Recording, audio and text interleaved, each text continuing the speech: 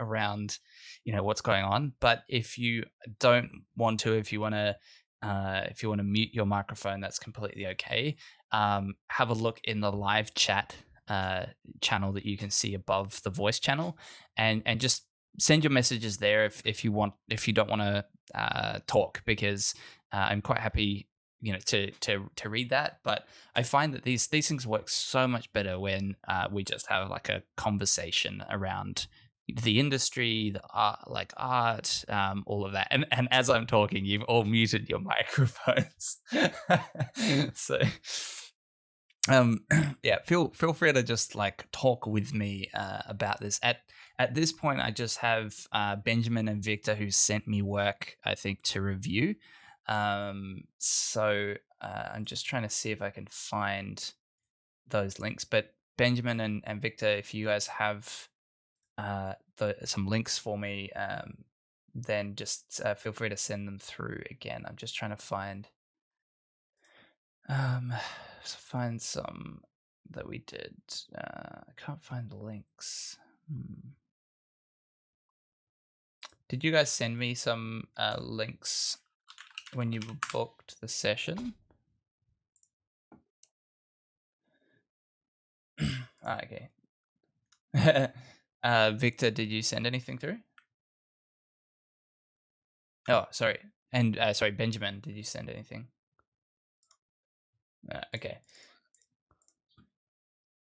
Yeah, okay. Yep. Oh, actually, Victor, I think I was going to cover your submission to was it to the Ludo's challenge, or was it? Yeah. So let me let's see. I just oh, you did? Awesome. Thanks. I think like I watched part of Ludo's review on this, and he's a very talented artist and with a lot of experience. So I don't disagree with his points at all. The only thing that I would say that still bugged me from the final submission that I think we talked about already, but it was the light wrap around this building. Which did you go and refine that light wrap on this building after our chat? Yeah.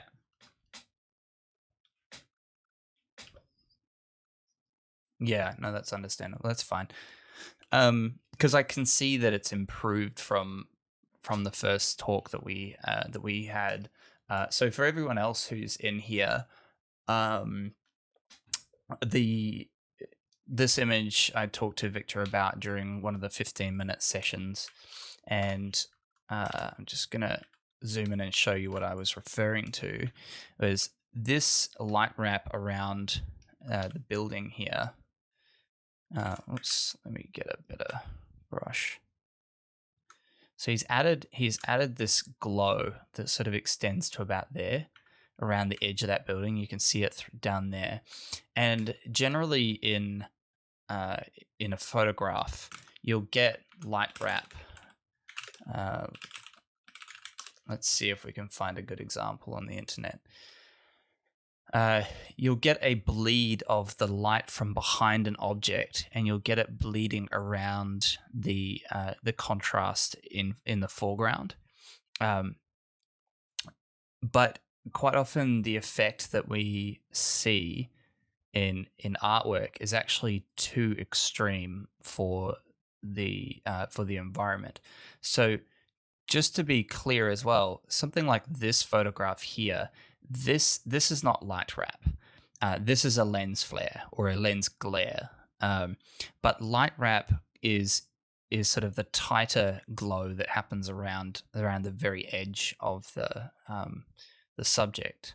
So let's see if I can find another example, because generally this is quite a common thing for artists to do too much of. Here's a good example. So this is our lens glare or our lens flare, and then our light wrap is what's applying to this mountain, and you can't even see it, and that's the point. Is that here it just looks like a photograph. It just looks very natural, realistic. Um, whereas in our example here, so to give you an idea of where it's been done well, would be sort of down this edge here. That's done quite well. I'd say also through here it looks good, Victor. And then maybe at the top on the left here it looks a little bit too much. Generally what you want to do to like here too much is take your light wrap layer, whatever glow you're putting on top, and switch it on and off. And if you can very noticeably see the effect, then you've added too much. So that would be like the only major thing, technically speaking, that I had the biggest issue with. There's a little bit of strange light on this element, especially because it actually kind of feels like in your sky, kind of feels like there's a sun up here, but then you're also indicating that the sun is down here, which is obviously where it should be for this environment. But yeah, that feels like a bit of a strange glow. And then this, I think, definitely is better than previously. We had quite a bit of a hot hit there. But so for all those others listening in, the reason I said this feels too hot in the original version was if we say put a levels on top of this, the way that you can check your values is by changing your, using levels and clamping basically your black values like this and clamping your white values like this. So let me find, I'm just going to find an image from our gallery and download it to show you what I mean. Let's take, let's find something like mountains. Yeah, so this might be a good example. So when we take an image like this in Photoshop and add a levels to it, as we grade this, we'll notice that the shadows all disappear in sort of a consistent range. And then the same thing with the highlights. Notice how the sky is the first thing to clamp. This is obviously because the snow is white. It's a bit of a unique example because the snow is going to clamp very quickly as well because it's similar brightness to the sky. But notice how it's from our background first that we start experiencing the full-on clamping to white, and then it starts to creep forward into our foreground. And there's actually another, there's another image that I think will be a good example. Let's try this one here. This is a way that you can check your own work for the levels, for the brightness variations. So this is just a shot from Nepal, and if I pull down our white values, clamp our white values, you can see that it's the distant elements that get clamped first, and there's a few elements that are bright in the on the ground here as well, and then as we keep going, it's sort of these foreground elements that are left with value, and then as we go the other way, it mostly clamps from the foreground back. And then there are just a few elements. But notice how the intensity of these elements through here are all virtually the same, in that like there's none of these elements are like way back there, with the exception of this one element here, which could be reflecting, that could be reflecting the direct sunlight into the camera. So when we look back at Victor's submission, if we lower this, if we pull this in, we can see that it's nicely clamping from the background, we're getting a few little clamps here. The water is clamping as well, which is fine because it's reflecting the sky. And then as we pull this forward, the mountains are sort of disappearing from the background forward. And then we sort of lose this. And this is where we can also go and check the way that the light wrap is sort of affecting the building. We shouldn't really be losing that corner quite so quickly. And so this is a great way to check the levels in your images. And then with the shadows, we should lose the shadows in the foreground to full black before we lose the shadows in the background. And this is obviously a general guideline. It's not always going to be the case. For instance, here we have some directly lit areas. We have our water, which these haven't yet lost their values. And then same with whenever you're combining skies, you should be trying to match this luminance as well. So if you've merged two skies together, you should be checking these kinds of values to make sure that as you change the exposure of the image, that there's nothing weird going on. Like we can see here that in the JPEG that I've grabbed from the internet, there's some issues through here. We can't be sure if this has happened in the original image or whether it's part of the compression on the internet. And so this is the kind of checks that a lot of studios will do before they hand off the work to the next department. So if you're a junior working as an artist in MPC or Image Engine or Technicolor, wherever you're working, you will likely have your work reviewed by either the lead or supervisor, and they will go through and they will QC your work. So they will quality control your work to make sure that all of the values are right. There's no, sharpness around it. All of the notes that we typically give, in these feedback sessions, things like edge sharpness, layer sharpness, making sure the light's all coming from the same direction, or if you've had to extend a plate, for instance, they make sure that there's no repeating elements that are sort of crossing over the and repeating throughout the shot. So I think you did exceptionally well with this in terms of making it just absolutely as photoreal as you can.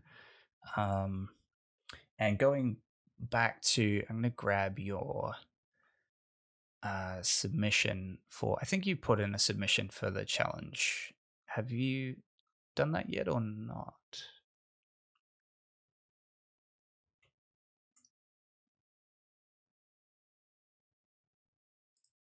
Oh, yeah, in our personal conversation? Wait, did you send me? I mean, what I'm referring to is the one that we're doing in Matte Paint with the village image. This one here. This one. Okay.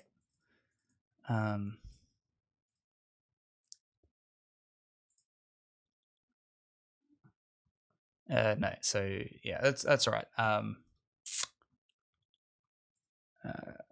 Cool. So Victor, do you have a ArtStation portfolio? Because I'd like to just have a quick look at what's on there if you have something.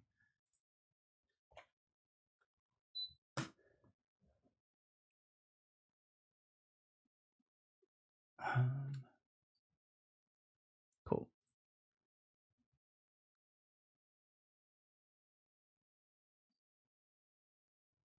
Hang on, sorry, I'm just still getting there. Got it.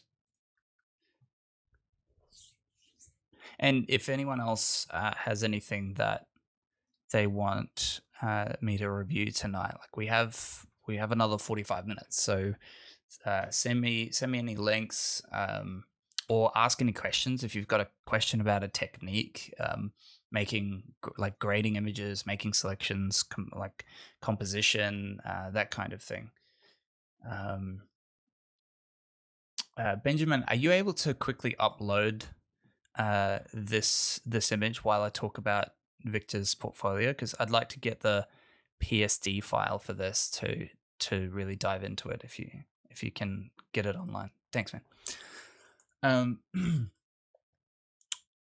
Cool. So for those of you who don't know Victor, he has been working in a studio for a while now. I think your contract ended or ends soon. Is that right? Yeah.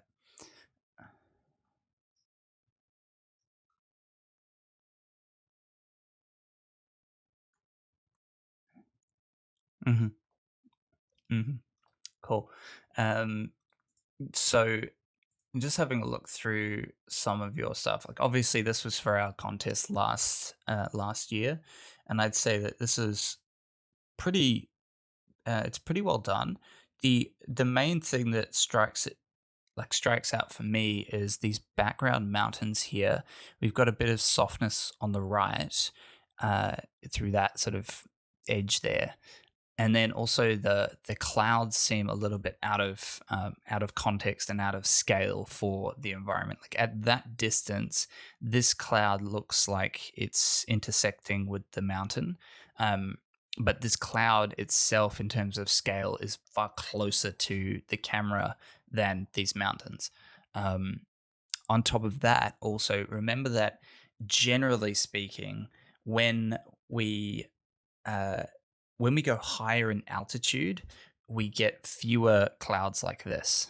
Now that is a generalization because sometimes you do get very sort of fluffy clouds, but you've got to sort of use them sparingly and use them in the right environment. The other thing would be that your color of the background here doesn't reflect the skylight color. So we have in here, if I just copy this image, yeah, it's in our foreground. You've got these nice sort of yellowish greens, these very lush sort of spring tones, and in the background, it's a little bit too olive. So you can, I don't know if it's really that obvious to everybody, but possibly if we increase the saturation, see how much more blue there is in these background mountains. Now, that said, there should be blue in those mountains, more so than the foreground, because the sky is applying a haze or a scattering of blue light across the whole background environment. But it would probably also be more bluish through here, through all of these, like even these highlights of the snow would have more blue. And it could just well be the tonality of the blue rather than, the necessarily how much or how little blue there is. And this is where I would just recommend, looking at reference and making sure that you have like a photographic reference to match to. One thing to keep in mind, which like I even forget from my own work, is when you start working with an image in Photoshop, you should always denoise it.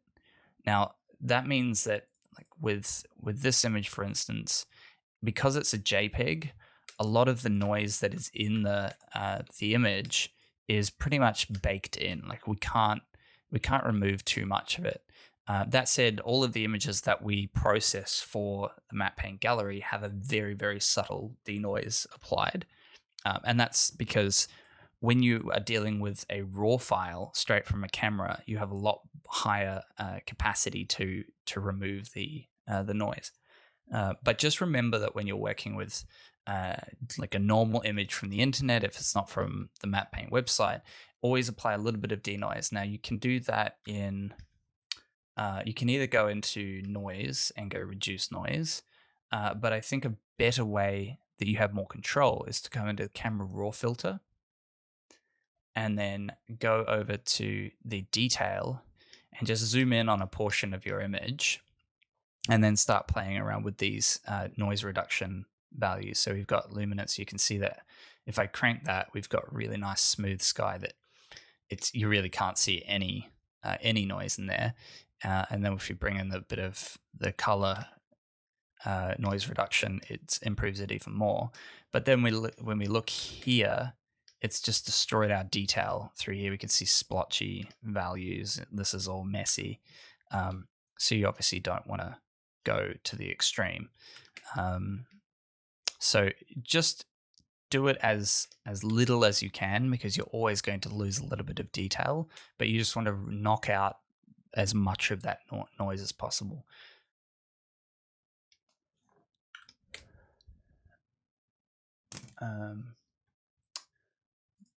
So what's this? I'm just going to open this other image here.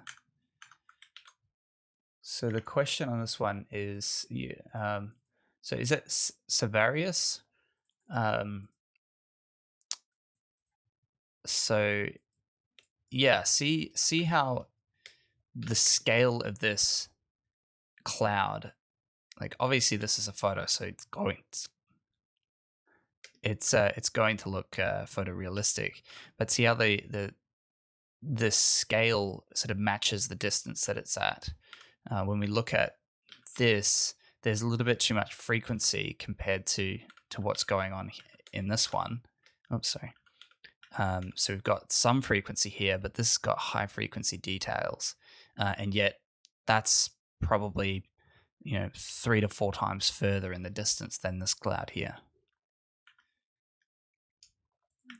So it seems like my Photoshop is just not having a good time, so let's close that. Benjamin, is that file uploaded?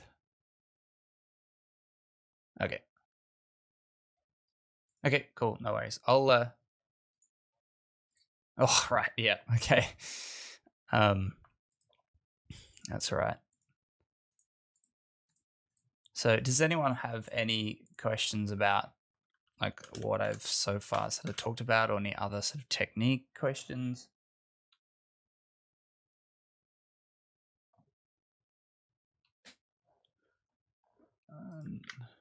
None at this point.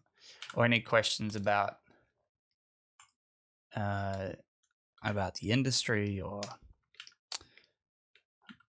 life in general?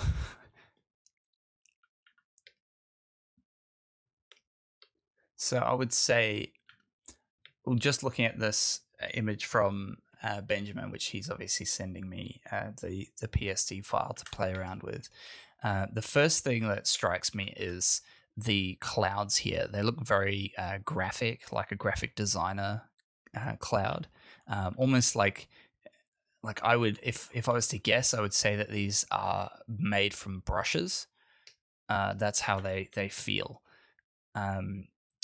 There's the reason they feel that way to me is that they're quite flat in detail, and there's a lack of perspective in the sky.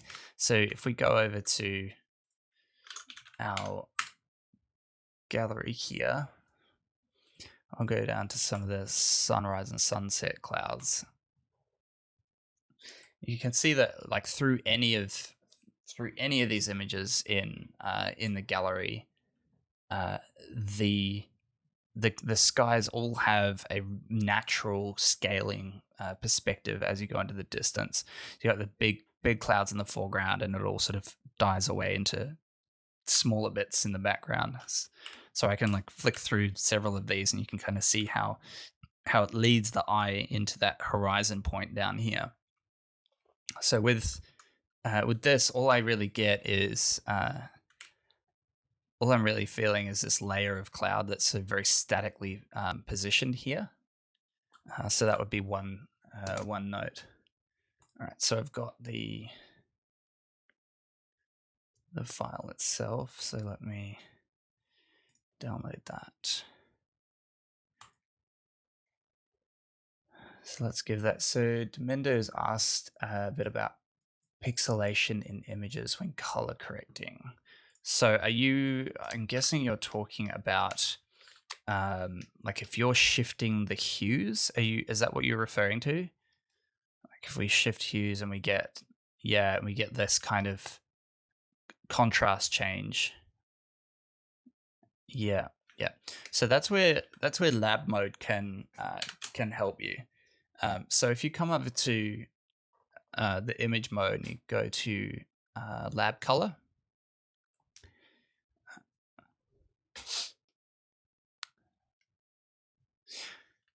I do use it when doing hue shifts. It can be far more powerful than RGB. And the thing is, you can always switch back to normal RGB mode afterwards.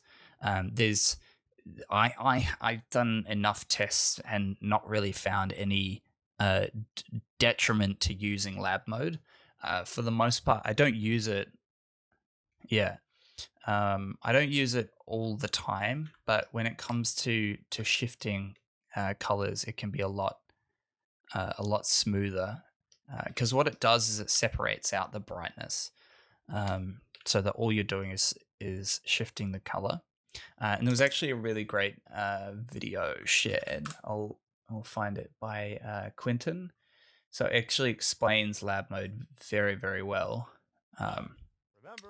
So I can show you here. I'll just sort of pause the video, but you can see here he takes a sort of bokeh photograph and then does some various translations on the image in different modes, and at the end, somewhere here, he does a side-by-side comparison, and he also explains why it does this, or at least in his mind, the theory of why lab mode works better. But I'll share this in the chat so that you can all watch it if you're interested. The other thing I would say about pixelation is always make sure that when you're working in Photoshop on an image, you're always working in 16-bit. So if actually, I'm just going to assume that there are people in this group who aren't really sure of why we use 16-bit, and I'm going to show you by demonstration. So if I have a gradient of black to white, let's go black to white here. So we have in 8-bit, we have 256 different shades from the left to the right of this color of white and to black. So if I zoom in, you can see these bands that are being caused by the lack of information that we have. So if we then if I duplicate that layer, actually we'll just create a new layer. If I then change to 16-bit and I draw the same gradient, but this time, if we turn that on and off, you'll see that there's actually, well, actually that might have actually, give me a second.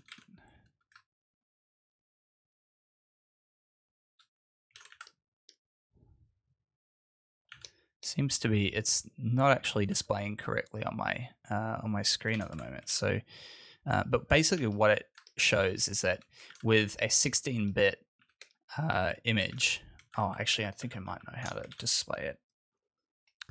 If I add levels to really accentuate this here, and then we turn that on and off. There we go. So see how as I edit the image to move the white and black point around and create more contrast in a smaller area, with the 8-bit image, I basically got all these bands cramped up in this tiny little area. But with our 16-bit gradient, you can still see some banding, but we have a smooth gradient from white to black. So, I mean, you can see it very, very obviously. Now, when you're working with an artwork, say, or an image like this, you're not going to be manipulating it quite that much. But every time you do any kind of manipulation to the image, like let's say I have this image like this, and I want to just increase the contrast. And then later on, let's say I bake that in. Later on, I want to use the curves, and I want to just lift up the blacks. And then later on, I want to go through and change the exposure and do this. At each step of the way, it's forcing the image to fit within the 256 different gradients of color. Whereas if we work within a 16-bit mode, the image doesn't look any different now, because all of these layers are getting applied to the image live. But if we were to bake it and keep working through the image, you would start to get clamped values because of the local averaging. So this is really the most scientific way of displaying that difference, is from 8-bit to 16-bit. And it's especially exacerbated on skies because we have only one shade of blue and usually a very gradual gradient. And that's why adding noise to a sky can help with that, and also something called dithering, which I won't go into. So I have this image.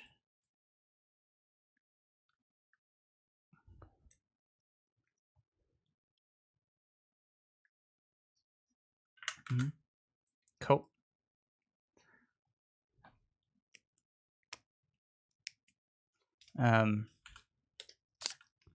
Yeah, so that's the first thing I would say, is that the sky doesn't quite feel right.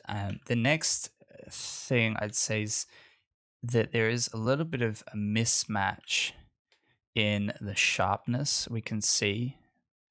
So if I just mark some up, so this tree here is quite sharp, but then right below it we've got something that's a little softer. And if you're still working on this, then obviously these are things that maybe you're getting to. We have the same thing through here. This is a bit sharper than these trees. The easiest way to solve this is to just slightly blur out these trees. And to give you a tip on how to do that is, quite often in matte painting, the techniques that we have to employ are far more subtle than than people think. So with the tree, if I find, let's see if I can turn off some of these to find that layer. There we go. All right, so it's in here. Just color that green so I can see it. Awesome. So that's the layer there. So I take these layers, and I'm just going to assume that they're all the same. So I'm going to merge them, and then we'll zoom in, and I want to match the sharpness of our foreground layer. So generally I'll use Gaussian blur, and you want to set it to less than even 1 pixel, because see how 1 pixel already takes it too far? Even half a pixel in this case is too far. You can still see some of these sharp edges on these leaves, and this is gone completely soft. So at 0.25 of a pixel, it says it rounds it off, but I find that 0.3 is different to 0.2. You actually get a tiny bit of what's called sub-pixel blur, and that will, if you do it a couple of times, say if at 0.2, if we apply that, and then by hitting Alt Control F, I can apply that multiple times. So I just did that 3 times, and you can see, actually I'll go back. Let's go back and I'll just show you what it looks like. I'll duplicate that layer, and I'll turn off one, and then let's blur it. I think probably 3 times blur is probably enough. So if I then take the original layer, see the subtle difference in the softness of these 2 layers? Like, it's just ever so slightly blurred compared to the previous version. And then if I compare that to the sharpness of this foreground layer, they feel much closer. We are getting a bit of a soft edge, which we don't want, but now at least the actual internal values will match. And then what you want to do here still is lift your shadows to match these shadows. So we can do that by sort of going like this. So all I'm caring about, at this point, it's lifting these values here, but all I'm looking at is the value in here of these colors, and I want to match them in intensity. So say around that, and then to bring this back down, we can increase the contrast a little bit, and also bring down the highlights if it's needed. You won't necessarily always need to do that. But here now, if I go before and after, and you can see that these shadow values now match, and you'll then have to check your values through here. And a great way to do that is to add a black and white filter, because what this does is removes the color interference. So you can just look at this value here and this value, go, okay, yep, those two match. So that's great. And then once you turn that off, you know that all you have to do is from then is worry about the saturation. So you can also go with what is it? I think it's actually I'll have to come back to you on the saturation. There is a really great way of checking your hues and saturation, but generally I can see that in your shadows here, they look a bit greener and bluer. And here in the bark, it looks a bit too red. So you'd then want to come through so I usually do this with a color balance and go to shadows. And then you want to take out some of the red. So it's obviously very, very sensitive. So we'll just go with the arrow keys. Right, so then if we go before and after, we can see how they just sort of blend in a lot nicer. Now, keep in mind that doesn't mean that all of your greens have to all look the same. But when it comes to, because you might have you've got grasses, you've got trees, you might have a cherry blossom, and that might be pink. But when it comes to shadow values and overall tints on the color, those should match. So you can see here you've got blue shadows through the side of the rock, so your trees should be bluish tint as well.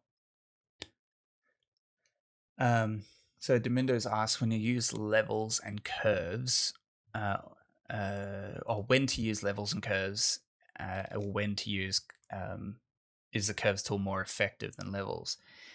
It's a very interesting question because it depends on the application that you're applying it to. I generally use curves as much as possible now, because I've worked out how it works, and I have a video coming for the Matte Paint Academy to cover exactly how I use curves, and it basically removes all of the guesswork from the equation, because we remove all of the saturation and we just look at each channel, and all you have to do is match the brightness. Now, that said, when it comes to simply raising or lowering a highlight value, or when it comes to just increasing or decreasing the contrast, then levels is easier, because with levels here, all I have to worry about is these three chevrons. And if I want to increase my highlights or make my highlights brighter, I can pull this down and it makes them brighter. It also pulls some of these other things around. If I want to make my shadows darker, I can do that. If I want to make it more contrasted or less contrasted, like, it's very easy to control. And if I want to bring my shadows up, I can do this. Just pull them up like that. And same with the highlights. Now with curves, to do the same thing, you have to really understand, what is this line representing? And fundamentally, you can do everything in curves. It's just not as it's not as approachable to to a beginner. I would say use levels as much as you feel necessary and move to curves as much as you feel comfortable with, because curves is definitely the more powerful one. And that upcoming video that I just mentioned will make it actually it'll make a lot more sense using curves, and you'll also be able to grade things in an absolute snap. Uh, it's really quite powerful when you get into it. Cool. So let's have a look at the rest of this. So you've got a little bit of a line here. Generally, also, I would go through, and if you can, I'm not sure if you're applying a grain. Let's have a look. Yeah, because there's some very clear sort of splotchy values. This sky looks almost like a photograph on a Polaroid from the 80s. Yeah. There's some obvious issues here. I would actually just suggest finding a more suitable sky. So let's see if we can actually here. So you want something that's so the first thing you need to concern yourself with when finding a sky is what's the direction of your light. So this is indicating that it's sort of pretty much right above the camera. Your shadows are pretty much coming straight down onto the ground. It's a very hot day. So this is indicating it's over to the left. And then so this is where you've got a bit of a mismatch between your lighting. Your ground is indicating this shadow is indicating the sun is off to the left, and then this shadow here is indicating it's off to the right. Because see how these grasses are casting a shadow to the left. So while that's not a huge issue, because it's it obviously wasn't obvious to me when I first glanced at it, but you should obviously be aware of those things, and really what you should be doing is not making any kind of composition that has a mismatch in the shadow direction. And then over here, if this it depends on how much of the environment are we seeing. If this is 180 degrees, then it would make sense for these shadows to come right to left, and these shadows could come left to right, because we're seeing around the sphere. But generally I'd say you want something that's sort of middle of the day. Let's say partly cloudy. Let's give this a minute.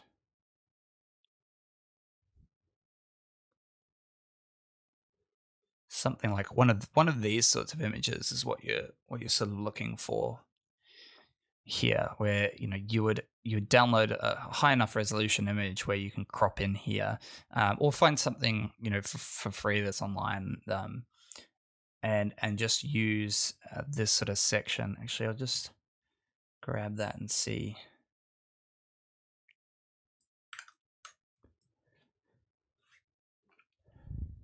Yeah. So as soon as I added this to the image, I can see that you've got some kind of effects that are causing these imperfections. Like this vertical line here is from one of the layers on top, and the grain and the overall style is some kind of color correction or something that you've got going on top, which is probably this. Yeah. So that's fine to have.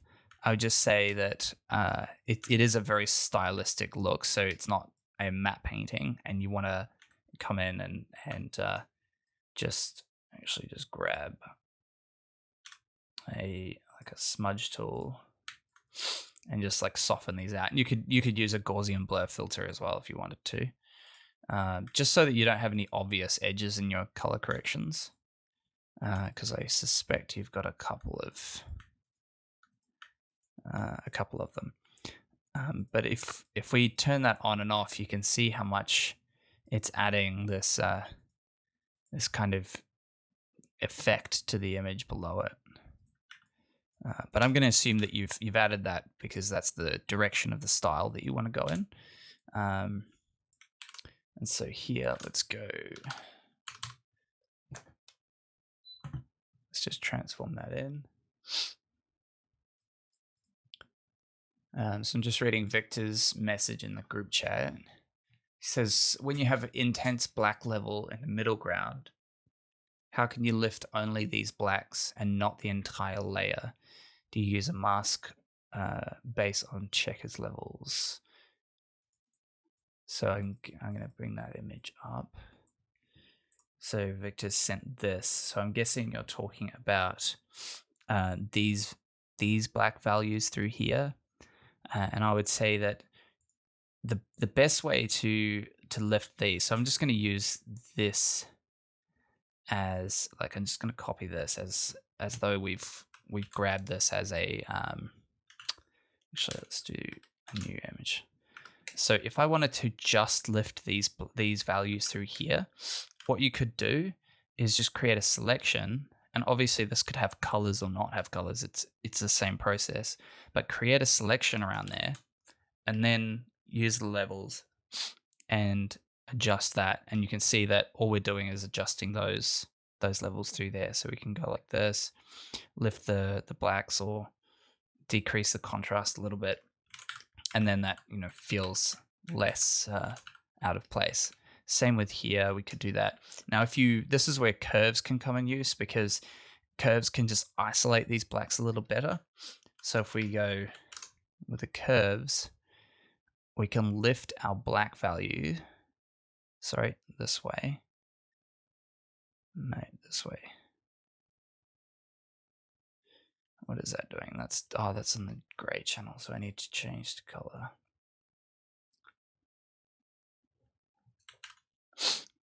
Let's see if that works better. There we go. So it had to be an RGB. So we can lift our blacks, and then we can sort of isolate the blacks by pulling everything back to that middle line a little bit. So see how that's just lifted those blacks? Now, the other way you can do it is if you have a curves adjustment layer,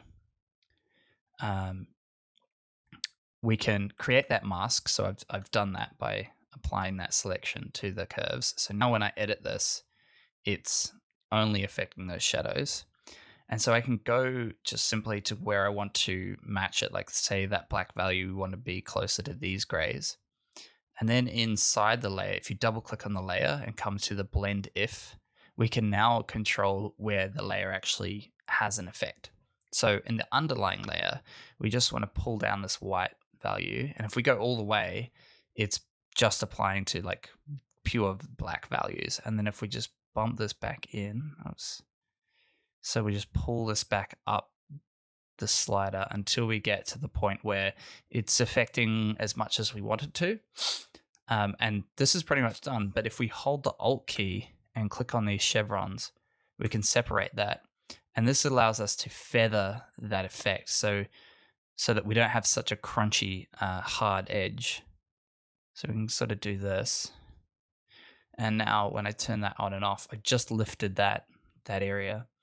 And then what you can do with this sort of effect is we can go around the image and we can paint in these other areas, because it's only going to affect those darkest values.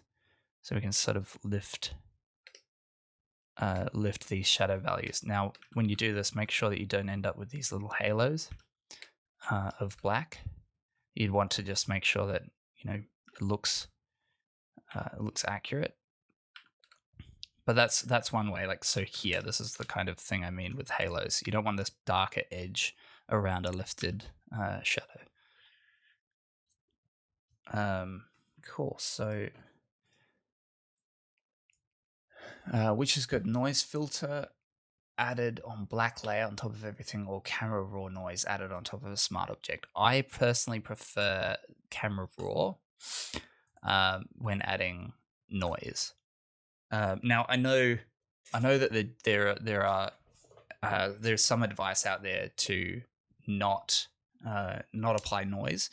I agree with that point. The only thing I would say is that there's a difference between how you work in the industry when you're working on a feature film matte painting, and how you might work as a personal piece. So I'm going to jump over to my my ArtStation here. So, for instance, with these three images, that two for Game of Thrones and one for a film called Detroit, they have grain on them. They have lens distortion. They have chromatic aberration ever so slightly. You can't even see any of those in this, and that's sort of the point. Then here's another one that has grain on it. This probably is the strongest example because you can very clearly see the grain, and there's a little bit of distortion in this image and all the rest. Then when it comes to personal pieces like these have grain in them, and no, let's go to here. They have grain. You can see. I've probably gone a little bit overboard with the grain. It has a little bit of chromatic aberration. Again, I've gone a little bit overboard, and it has ever so slightly a bit of lens distortion. Same with this one. Lens distortion, grain, all of those things are added. The only thing is that if this was for a matte painting for a film, I wouldn't have added all those because the compositor will add those. But when you're working on a personal piece, it's important to remember that. But you're also what you're doing is you're pitching your idea of what this environment or whatever composition you're doing would look like as a final shot in a film or as a photograph. And we all know that three things that photos have is lens distortion, chromatic aberration, and noise.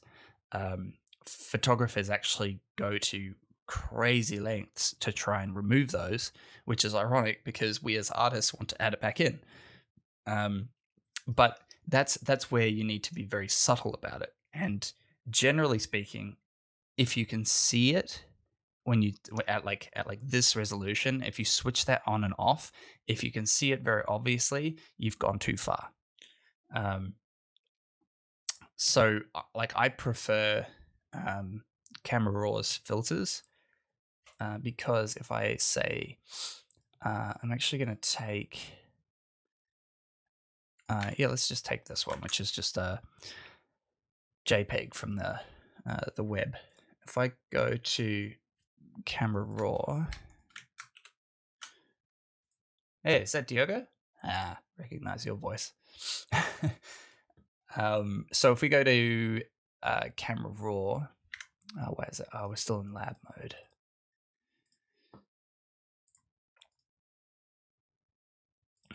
And we apply the noise. The thing about about Camera Raw is that we can apply it on various radius of noise and detail, and then also apply masking.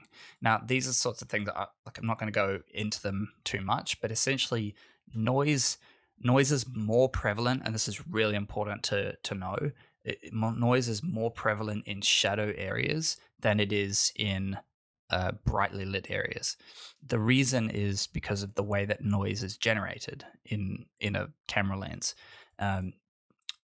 When you take a photograph, each pixel on the sensor picks up a set number of photons, a set number of light particles, if you want to call it that, and the fewer the number that it manages to capture, the more chance of a noise. It's like a quantum. It's something to do with quantum physics, and there's a randomness of the sensors recording. So that's why in brightly lit areas you get almost virtually no noise, and in shadow areas you'll get a lot of noise. So that's where Camera Raw is more powerful than most create a noise layer and set it to overlay or something like that.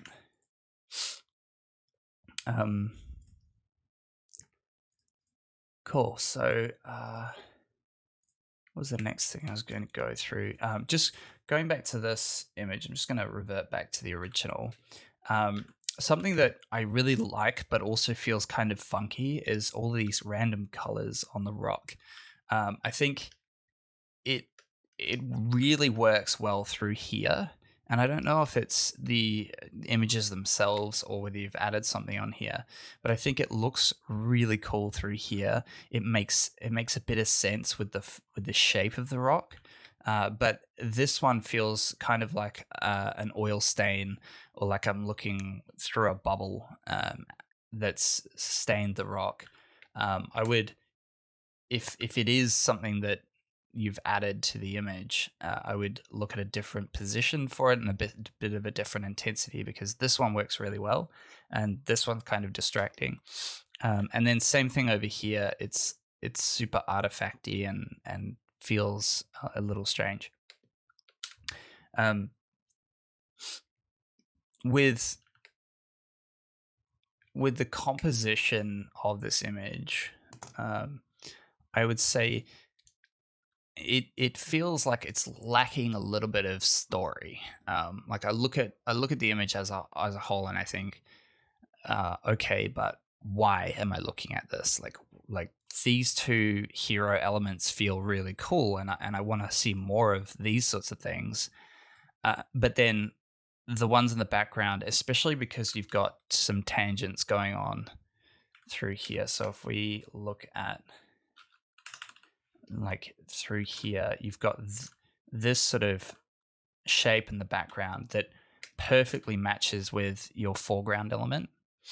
So try and avoid that kind of thing where you're leading the eye in one depth, and then you've got a similar sort of continuation in another depth, and then especially going back to that, and then you've kind of got the same sort of shape through there that's not really helping, and then this sort of curve through here. Now that's not to say that this kind of repeating elements isn't possible. It's just a much more difficult composition to achieve. It's kind of like a perfect symmetry image where, especially those old matte paintings with Jesus, the religious matte paintings, you had a person in the center here, and we had people sort of sitting out to the sides of them, and you've got very uniform architectural structure around them. Those compositions are highly touted because they are so difficult to actually make them look interesting. So I would say this is a difficult composition to achieve. What I would probably look at doing is maybe moving this, or making this much bigger in the foreground here, and then this lead the eye back into this this direction, because that's where I sort of naturally want to look, is into this area, but then there's nothing to actually look at in that section. Probably the easiest way to do a composition is to do closer to what Victor has done in this one here, where you're literally just saying, hey, look over here. You can see we've got an object of interest here, but then our contrast sort of ends here. The eye looks at this and then flows down into this area, and eventually we sort of wind up here, because we have all of these flowing elements that kind of contrast and point into this open space in the distance. And this is the safest kind of environment composition that you can go with. The same thing here with this image. I find the one place I find myself looking is in here, because this mountain is saying, look over this way, that it's opening up through this area.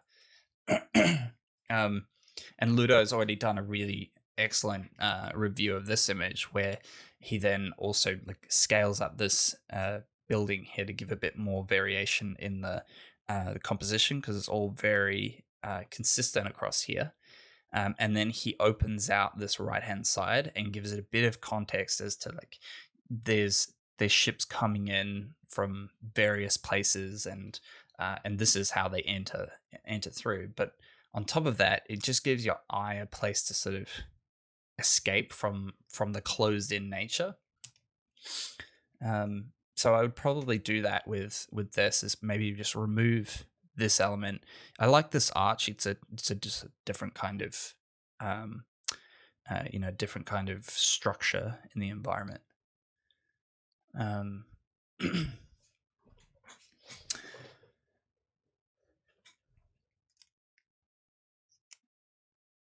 Mm-hmm.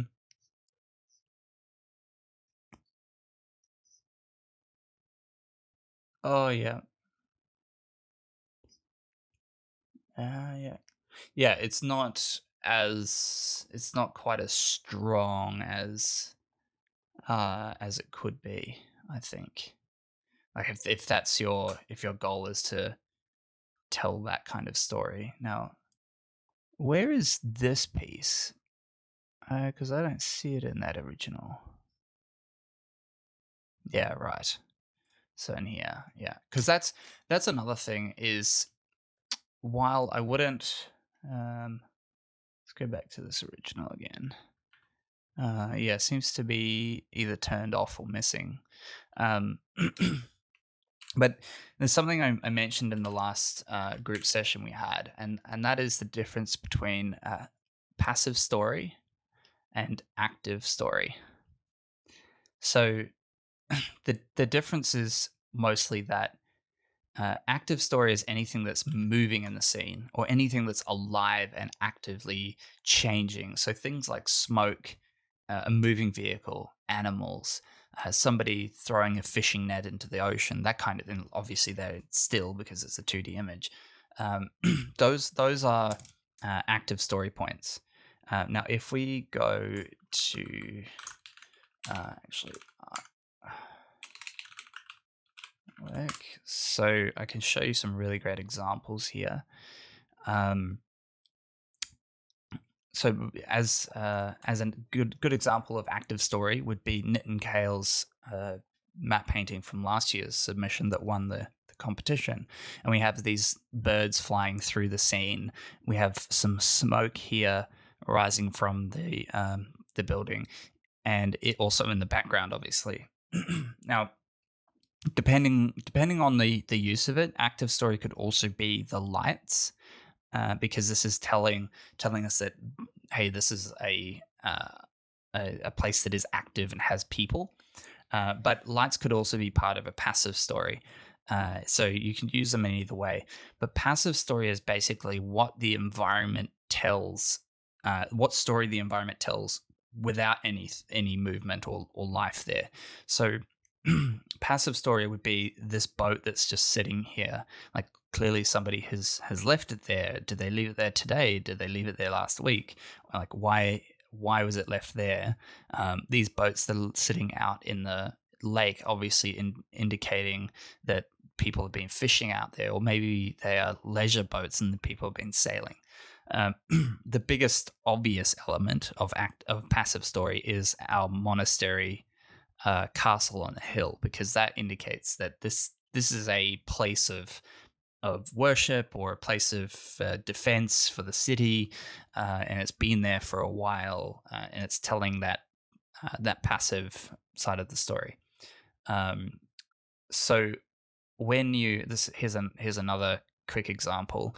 The ship, the human here would all be active story, and then our CG buildings would be passive elements of the story. And even this sort of subtle kind of walkway, or this old road, this old pathway that is created in the composition, is indicative of a passive story. It feels like this is being ground up in the past. It feels like something's happened here in the past. And the reason I mention that is that, generally speaking, as map painters, we want to focus on the passive. It's all about telling a story uh, through static elements. The active story is done by the compositors. So generally, anything that's moving is not going to be our job because we have to have a 3D render or it needs to go through other kind of processes. But when you're working on your own images, your own personal work, it's completely okay to add these sorts of bird elements so long as you do it as a last step just to complement the composition, because it kind of like adding fog and haze to an image just covers up some imperfections. You want to get everything perfectly right first, and then if you add these sorts of birds or extra bits of smoke and light, etc., it's just going to really make that composition really sing.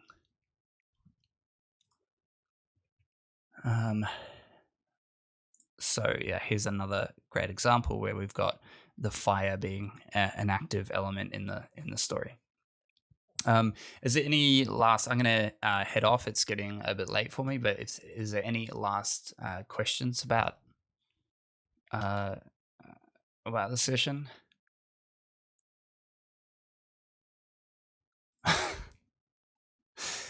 Diogo will take the helm for the night.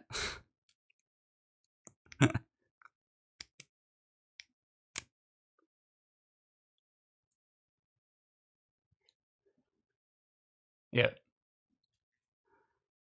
yeah, no problem. And yeah, you're welcome. Yeah, awesome. Guys, like I'm very happy for you to all talk back. Like Diogo's become comfortable. Obviously, I've been mentoring him for a while now, and Benjamin, it's great to hear you like jumping in, and Victor. Remember that, like I'm going to be continuing these sessions regularly each week. I have one at like this time and also one 12 hours apart, just in case this might be too late for you or too early. So hopefully that you can make the other ones. But also, I have a 15-minute like one-on-one mentoring. So if you don't feel comfortable showing your work here, I'm very happy to send you the link. In fact, I'll post the link in the chat after this. But like, guys, book that stuff because I'm stuck at home just as much as you guys are stuck at home. And I'm absolutely more than happy to jump in and chat to you guys and help out because somebody did it for me, and that was what got me into the industry, and this is what I want to do to get you guys into the industry. Or yeah, absolutely. Cool. All right. Thanks again for joining, guys. And have a great day. Stay safe.